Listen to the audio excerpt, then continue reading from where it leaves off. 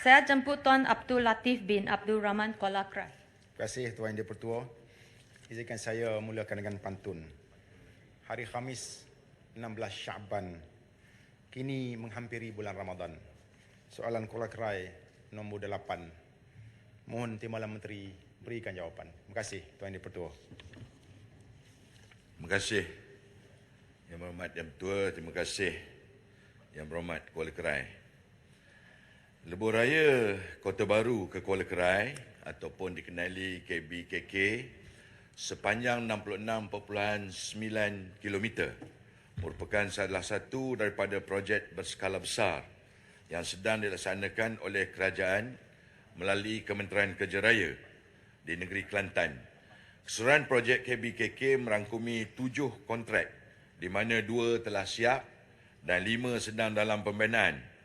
Kos keseluruhan projek KBKK adalah sebanyak RM2.3 bilion. Daripada 5 pakej KBKK di peringkat pembinaan, hanya projek KBKK Package 2B ke Tereh Kok Lanas yang mengalami kelewatan. Projek ini telah diberikan lanjutan masa yang terkini sebanyak 28 hari disebabkan oleh keadaan cuaca yang tidak menentu dan isu banjir di tapak. Status semasa projek ini sehingga Februari 2023 adalah 81.8%. Sebenar berbanding 88.9% unjuran di mana projek ini telah dikenakan LED ataupun denda sebanyak RM38,033 sehari. Notis tujuan penamatan kontraktor telah dikeluarkan pada 29 Disember 2022 dan mesyuarat jawatankuasa Contract Coordination Panel CCP dengan izin telah diadakan pada 22 Februari 2023 dan bersetuju untuk meneruskan projek dengan pemantauan rapi sehingga 30 April 2023. Terima kasih Yang Berhormat Yang Betul. Kuala Krai. Terima kasih Tuan Yang Di-Pertua. Terima kasih Yang Berhormat Timbalan Menteri. Cuma saya nak kepastian dalam soalan asal saya ialah ada 2 bahagian, iaitu bahagian pertama penyelesaian kerajaan terhadap projek yang gagal disiap ke dalam tempoh yang ditetapkan. Ini tidak dijawab oleh Yang Berhormat Timbalan Menteri. Jadi saya mohon jawapan bertulis, tak apa, tak ada masalah insya-Allah. Terima kasih Yang Berhormat Lipis. Yang kedua telah dijawab oleh Yang Berhormat Timbalan Menteri. Cuma soalan tambahan saya berkaitan dengan projek-projek yang telah pun diluluskan kepada kontraktor dan isu berbangkit ialah berkaitan dengan status pengambilan tanah dan juga bayaran kepada tuan tanah yang terlibat.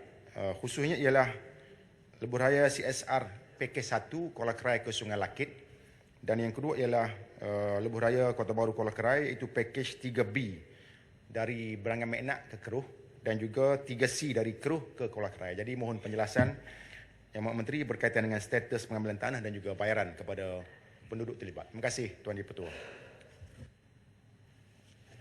Terima kasih Yang Betul, terima kasih Yang Berhormat Kuala Krai. Bagi pertanyaan Yang Berhormat sebentar tadi, saya berpendapat bahawa telah lengkap jawapan kerana Yang Berhormat bertanya status terkini dan kita beritahu bahawa status terkini ialah 81.8% dibanding sepatutnya 88.9%. Tetapi kerana kelewatan, kita dah adakan mesyuarat Contract Coordination Panel yang kita tetapkan supaya pemantauan sehingga 30 April. Itu jawapan yang ditanyakan oleh Yang Berhormat. Tetapi disebabkan oleh beberapa faktor yang kita berikan masa tambahan. Bagi soalan tambahan Yang Berhormat, bahawa projek yang dimaksudkan adalah projek lingkaran tengah utama ataupun CSR lah, kalau dahulu namanya CSR, iaitu Pakej 1 Kuala Krai ke Sungai Lakit dan lebuh raya Kota Baru Kuala Krai Pakej 3B dari Berangan Meknak ke Keruh dan 3C dari Keruh Kuala Krai, yang mana kita sekarang dalam proses akta pengambilan tanah Kanun 1960. Pada ketika ini status projek tersebut adalah berdasarkan kepada Pakej 1 dari Kuala Krai ke Sungai Lakit dalam tingkatan penguataan, iaitu Seksyen 4 oleh Pejabat Tanah dan Galian Kelantan. Dan bagi pakej B, 3B dari Berangan Meknap ke Keruh dalam tindakan JKPTG, iaitu Kelantan bagi proses perbicaraan. Maknanya kita pengambilan ini ada proses perbicaraan, sama ada puas hati ataupun tidak puas hati, yang dijangka pada bulan Mei 2023. Dan bagi pakej 3C dari Keruh ke Kuala Kerai dalam tindakan juga JKPTG, Kelantan bagi proses perbicaraan jangka pun tarikh yang sama pada bulan Mei juga. Bagi projek pakej 3B Berangan Meknap ke Keruh pakej 3C ke Keruh Kuala Kerai, proses pengambilan tanah dijangka selesai pada penghujung tahun 2023, di mana borang K kita telah keluarkan untuk sama ada mereka menerima ataupun di sebaliknya. Dalam proses itu maka kita akan membuat proses bayaran bagi tanah pemilik tanah yang dapat selesaikan sejurus apabila selesainya borang H dikeluarkan. Jangkaan awal adalah penghujung tahun pada Disember 2023 atau selewat-lewatnya Januari 2024. Inilah proses-proses perbicaraan yang sedikit mengambil masa, dan pengambilan tanah inilah kadang-kadang menjadikan sesuatu projek itu menjadi agak kelewatan sedikit daripada jangkaan. Terima kasih Yang Berhormat Yang Betul. Rantau Panjang. Terima kasih Tuan Dipertua, terima kasih Yang Berhormat Malam Menteri. Saya tertarik dengan apa yang disebut oleh Yang Berhormat tentang keperluan jalan-jalan yang harusnya ditambah baik, dan di antara keperluan utama adalah untuk pelebaran jalan.